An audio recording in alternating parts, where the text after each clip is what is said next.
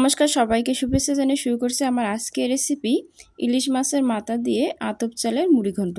প্রথমে ফ্রাই প্যানে সরিষার তেল দিয়ে দিচ্ছি, গোটা জিরা, দারুচিনি ও তেজপাতা দিয়ে দিচ্ছি, কেটে রাখা পেঁয়াজ কুচি দিয়ে দিচ্ছি। এরপর হালকা করে ভেজে নিব।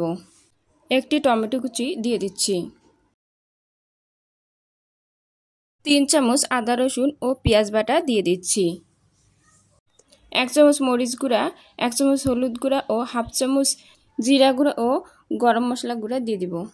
সামান্য একটু পানি দিয়ে হালকা করে ভেজে নিব। এরপর পানি দিয়ে ঢাকনা দিয়ে ঢেকে দিব। এরপর ঢাকনা খুলে 5 মিনিট মশলাটাকে ভালোভাবে কষিয়ে নিব। আগে থেকে লালচে করে ভেজে রাখা আলুটা দিয়ে দিব। 1 পট পোলাওয়ের চাল ধুয়ে পানি ঝরিয়ে রেখে দিয়েছিলাম, তা দিয়ে দিব। ঘি দিয়ে দিচ্ছি। আপনারা যদি ঘি খেতে না চান তাহলে ঘি দিবেন না। আমি এখানে 1 পট পোলাওয়ের চাল দিয়েছি, তাই আমি পানিটা 2 পট দিয়ে দিব।